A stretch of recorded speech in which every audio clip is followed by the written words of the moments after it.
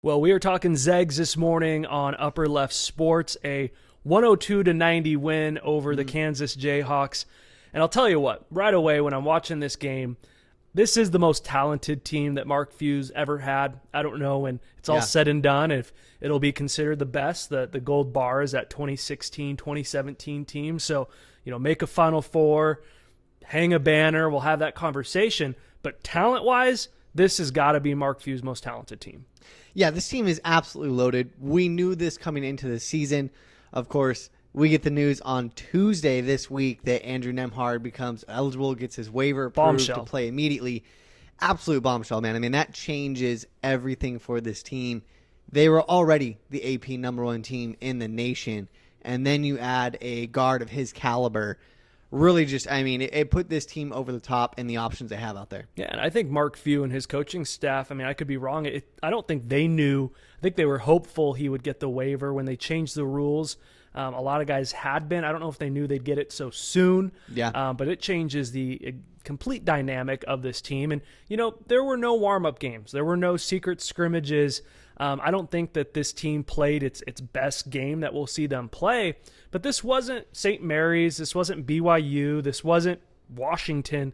This was Kansas. This is a team, forget what the program's done in its history. Number 6 team in the country, a team that's expected to make a deep run in the NCAA tournament. So to say, you can not play your best game and still really control that game for 40 minutes, it says a lot.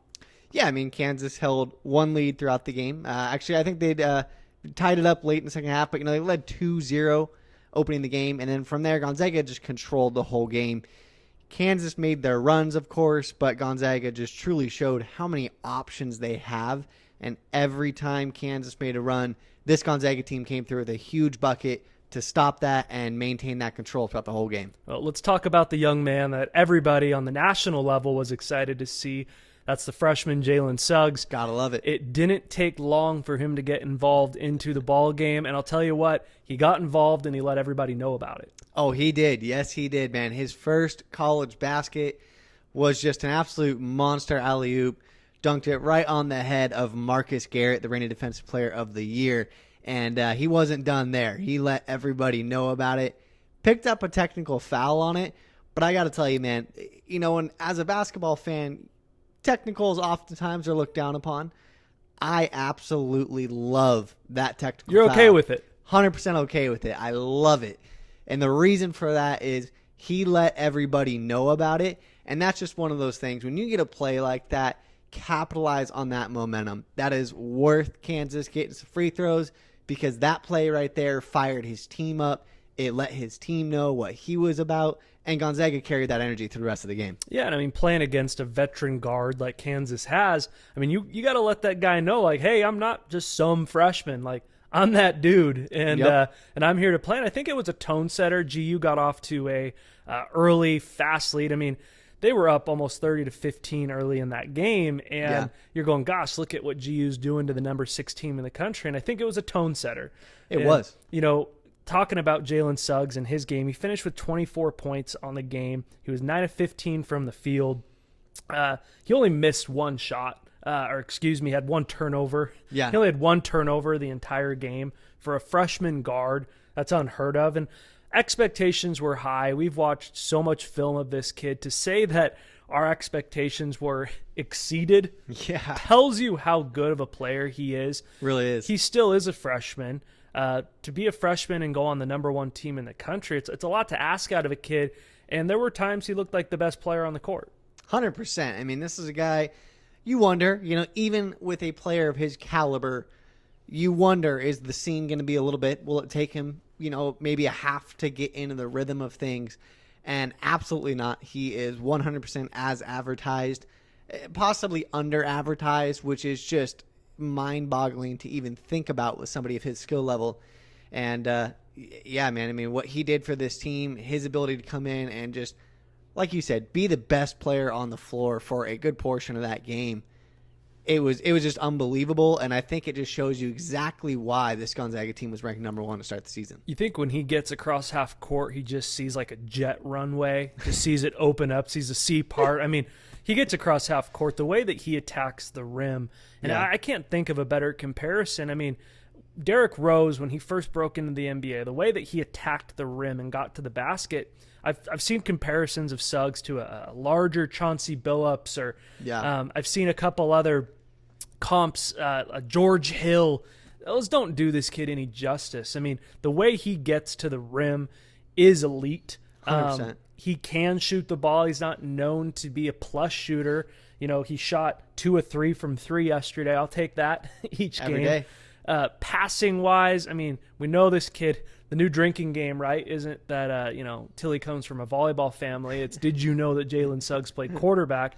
Yep. And so we'll hear that on every broadcast, but oh my gosh. Pace yourselves. Make sure your rules are right on that Oh, one. for sure. But the passing ability that this young man has reminds you a little bit of Perk.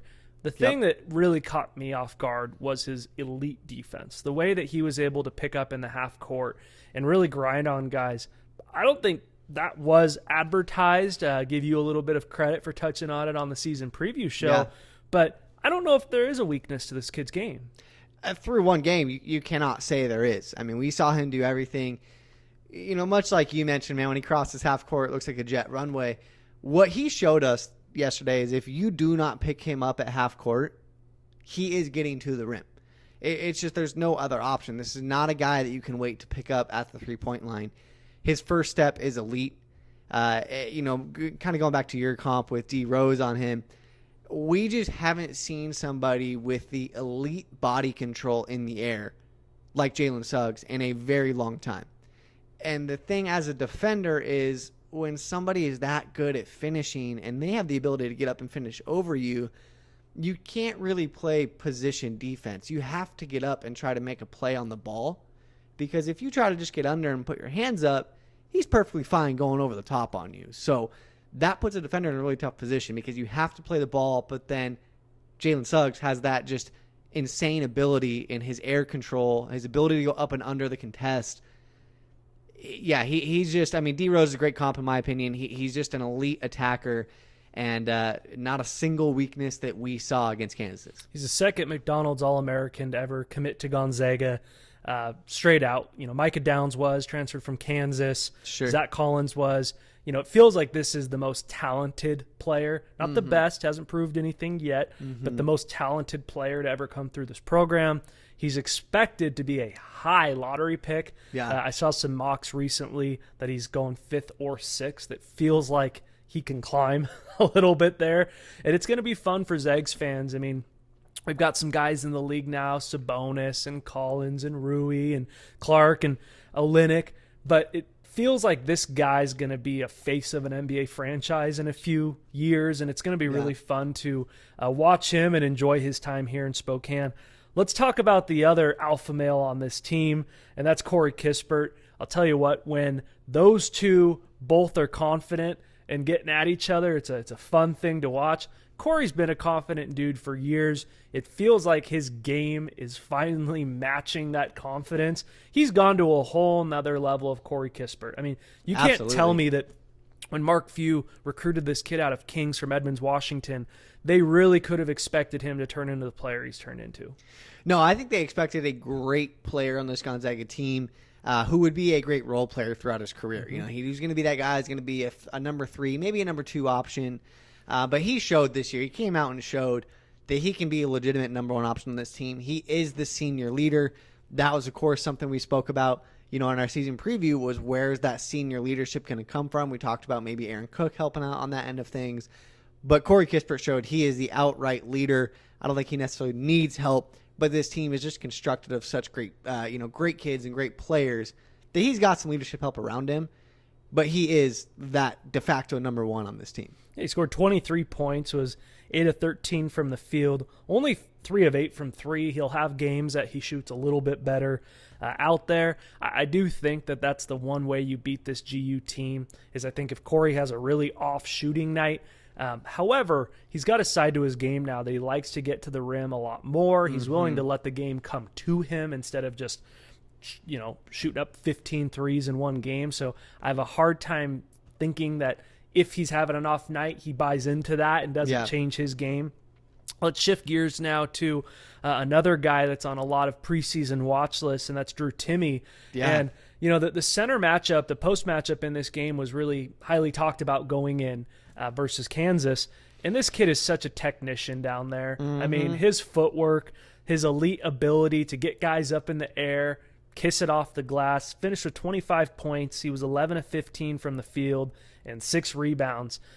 I think right now we're looking at a potential Gonzaga team that has 2, possibly 3 first or second team All-Americans, and I think Drew Timme's going to be one of them. Yeah, it's hard to argue that point right there. I mean, Kansas rolled out an interesting game plan for most of the game, and that was to leave Timme one-on-one in the post. And I tell you what, man, I tweeted it out during the game.